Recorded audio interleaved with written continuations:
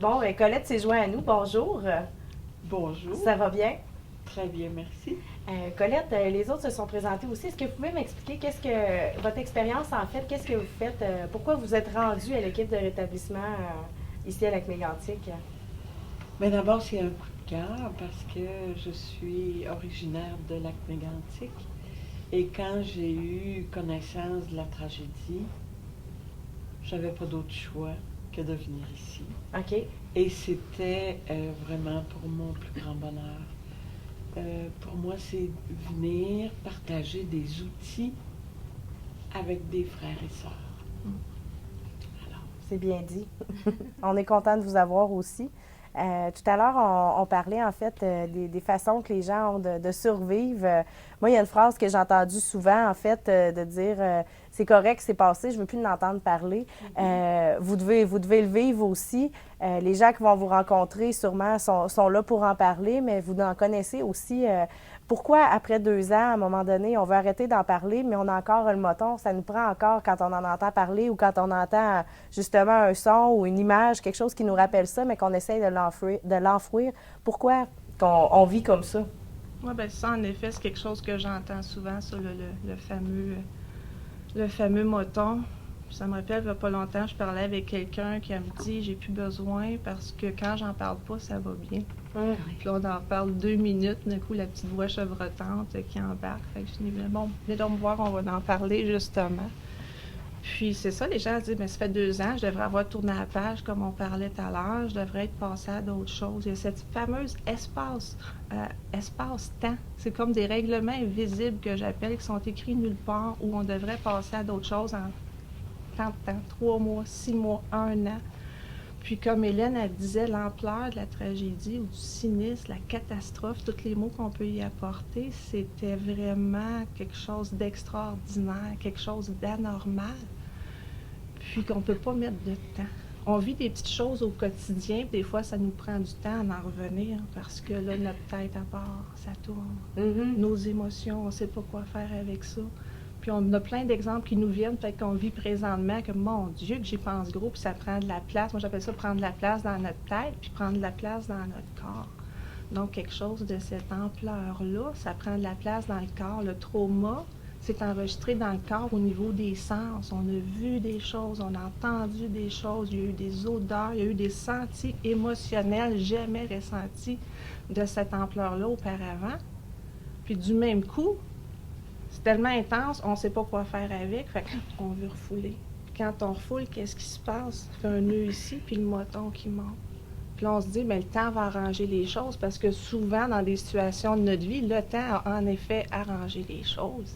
Mais il n'y a pas eu juste le temps, il y a eu d'autres informations autour, des travail émotionnel qui a été fait, mais ça se fait graduellement. Mais ici, cette intensité-là, c'était tellement fort que c'est imprégné dans le corps. Mais si le temps n'arrange pas les choses justement pour tout le monde, c'est ça comme on dit, chaque personne est unique, puis la façon de processer l'information puis les émotions, c'est différent pour chaque personne. Mais ce qui n'aide pas que le moton reste là justement puis qu'on ne veut plus en parler, c'est qu'on en parle tout le temps. On est dans une situation à Lac-Mégantic où c'est médiatisé encore hier dans les médias. Ben oui. Donc, tu commences à passer à autre chose. D'un coup, tu écoutes les nouvelles, après une belle journée relax, enfin, j'ai eu une belle journée ou une belle semaine, pouf, ça apparaît dans les médias.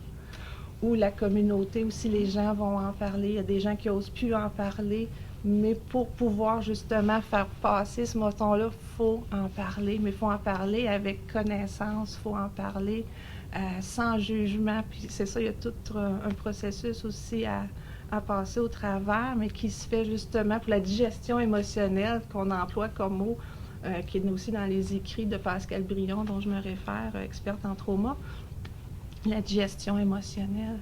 Puis un coup qu'on dit genre, puis on sait après quand on a pleuré, quand on est petit, on se fait mal, on pleure, on se mouche, oh, ça fait du bien, bien c'est pareil avec ce fameux moton-là qu'on garde depuis plusieurs mois, plusieurs années.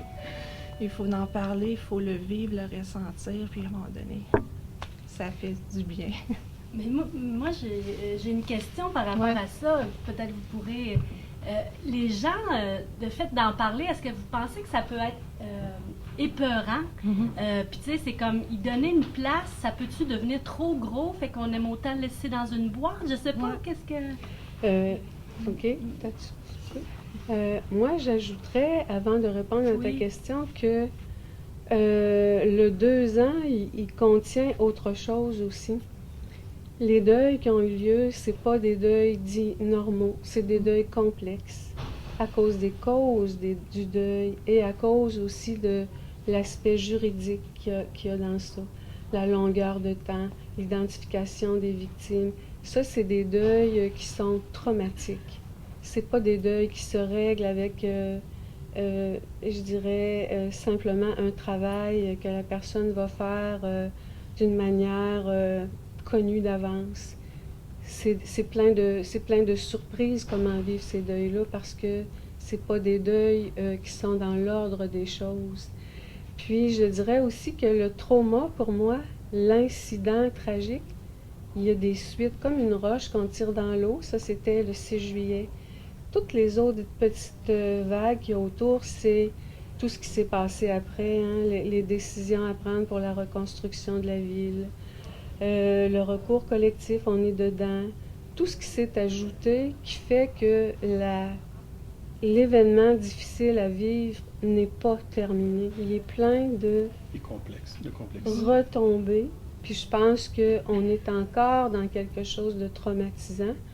Oui, on a aidé les gens à gérer leurs réactions émotives, puis à gérer un peu le stress, à les aider à le comprendre, qui est déjà beaucoup.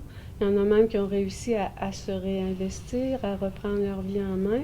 D'autres vont le faire, puis d'autres vont prendre conscience de tout ça.